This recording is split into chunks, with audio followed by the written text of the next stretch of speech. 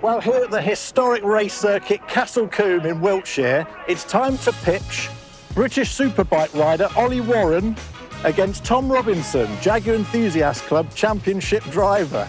Now, Ollie has never been out around this circuit in a four-wheeled car before, and especially not a Jaguar, which I know he's a big fan of. So let's go and have a look at it, Ollie. Tom, explain all about this car. Tell us about it. So this is a XJR6. As Wayne already said, we run this in the Toyo Tyres Championship.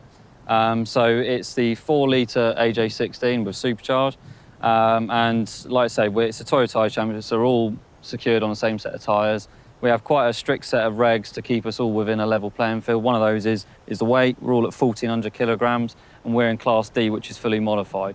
So there's a few other classes. You've got A, B, C, and D, and it just varies in modification. So this is D, which is fully modified. So, oh, nice. So there's not many sort of luxuries as you would normally get in the XJR6. Pretty much everything is removed. Obviously got safety features. Yeah, weight saving.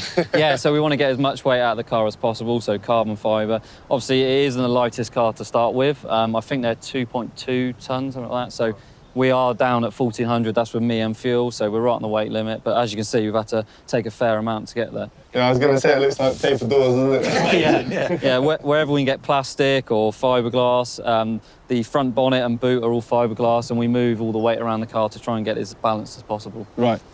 What have you done to the engine on this, Tom? Because, I mean, they're supercharged straight sixes already, but... Exactly, yeah. So originally, when we first started with these, we had to run them as a standard AJ16 supercharged, and through the years, they've allowed us to have more regulations, and we can do more modifications to the car.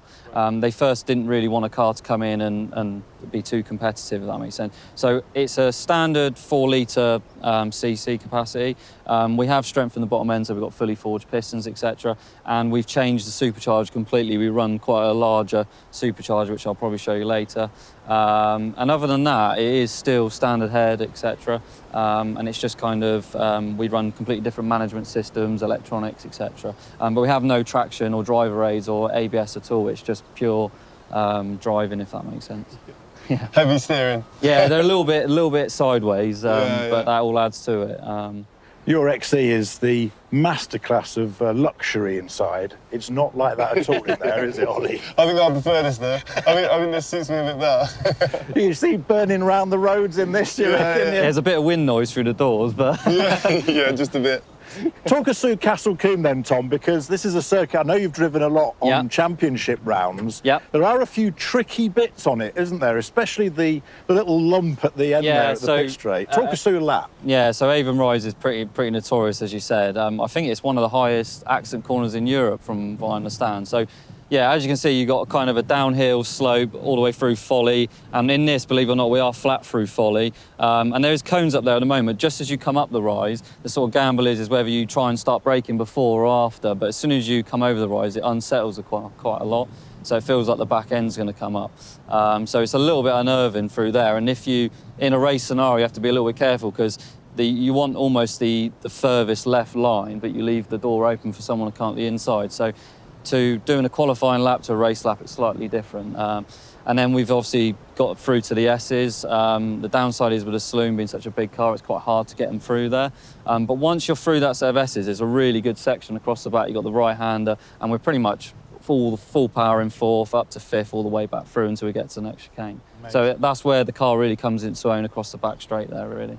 Well, Ollie, let's have a look at the bike and sort of compare and contrast here, because there's certainly less holes drilled in this, but then you've got less bodywork to start with. So and a few less wheels as well. I mean, you are a bike rider, aren't you, Tom? Yeah, so you're familiar with not to this bikes. level, but yeah, no, I've done a little bit of motocross, but yeah, no, it's an impressive bit of kit. Wow. Here we are in autumn at Castle Combe. This is the sort of weather that we do testing in. But this wind that we're experiencing at the minute is something that you feel very much so on the bike, isn't it? Yeah, definitely. Yeah, I mean, when you're coming through, as Tom was saying, up to Avon Rise, obviously the bike goes a little bit lighter, and if the wind catches you at that moment, then it's not going to. Well, you know, You can manage it, but you know, you lean into it and then it drops off, and then so it's a bit hard to manage sometimes. So, like rain and wind is not a nice mix at all. Well, here in Tom's lap there, how does that compare to how you would approach this circuit? Because actually the layout's slightly different for you, isn't it? Yeah, that's right. So we normally have the chicane put in at the end of the circuit. I think that's just to slow it down because there's not much of a runoff on the back, but. Yeah, I mean, we're still flat through this first kink here. I'm not really too sure what the colour's called. But yeah, Ollie, we're flat, and then you're flat right up until the Avon rise. So I think it's similar, but in the car, because you've got more traction, because you've got more tyres, there's a few places that you'd be a lot faster, if that makes sense. So, but yeah, I mean, it is a real proper track to ride. You know, you have to fully commit to this one. And that Avon rise, Ollie, when you come over it in a car, you have to be very careful with your braking, because if you get it right on the rise, it unsettles everything. Does that feel the same on the bike? Yeah. So when I raced here last year, what I was noticing is the back wheel was coming off the ground, which is, quite normal if you're quite hard on the brakes, because it was, unsettling. It's a bit unusual. Yeah, but then when you was turning into the corner, because you was carrying so much speed, the front, you could feel that it was just tucking, but when you get used to that, you can kind of manage it, but that was every single time, and I thought I was going to crash every corner. But yeah, no, I mean, it is a really good fun circuit. I think a few of my friends have been into that tire wall, about 120, but yeah, luckily it was okay. There's an airbag at the end. yeah, you'd hope so, wouldn't you? Well, let's not do any of that today, thanks. So, I mean, we've discussed the difference between your fantastic Superbike there and Tom's XJR6. The next thing to do is get them out on track. So we'll head out around Castle Combe.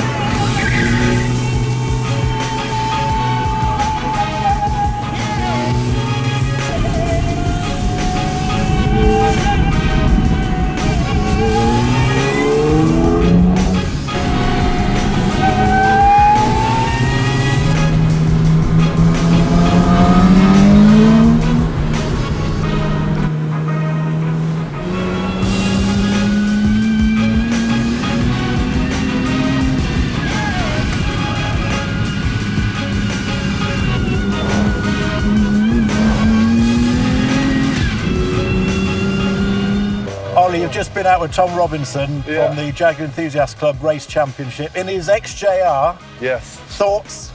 Noisy, that's for sure, noisy. No, I really enjoyed that. It's so much faster than I expected. I didn't know it was going to be that fast at all. Obviously the tyres were cold when we first went out, but I think the temperature went up quite quick in the tyres, and it's quite crazy seeing the difference in the lines that they take. And the way that they just turn it in and wait for the back to come round is kind of a little bit similar to bikes, because obviously once you're on the power, the back starts moving, but this was sideways into corners, so that was a cool experience. And the G-force of it puts on your neck and everything is so different to what I'm used to, so yeah, that was crazy, and he definitely knows how to drive, that's for sure. It's an amazing thing that, this XJ Saloon turned into a race car like this can give such a thrill to someone used to racing a superbike. Yeah, do you know what? I'll be brutally honest, I'm more scared in that than I am on a bike, like any day of the week. Yeah, definitely, that was like being in a roller coaster.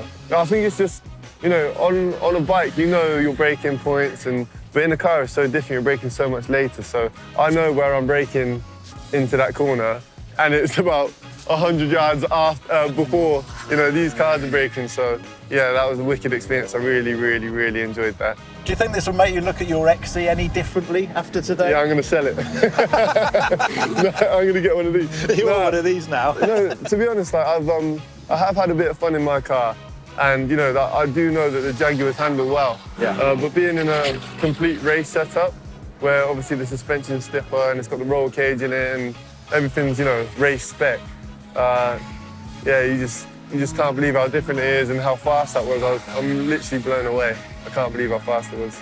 Well, Ollie, it's been great to have you along here at the Jaguar Enthusiasts Club at Castle Combe on this kind of windy October day, and all the best of luck for British Superbikes. Yeah, thank you so much. No, thank you very much for having me, and to Tom for taking me out in the car. I really enjoyed myself.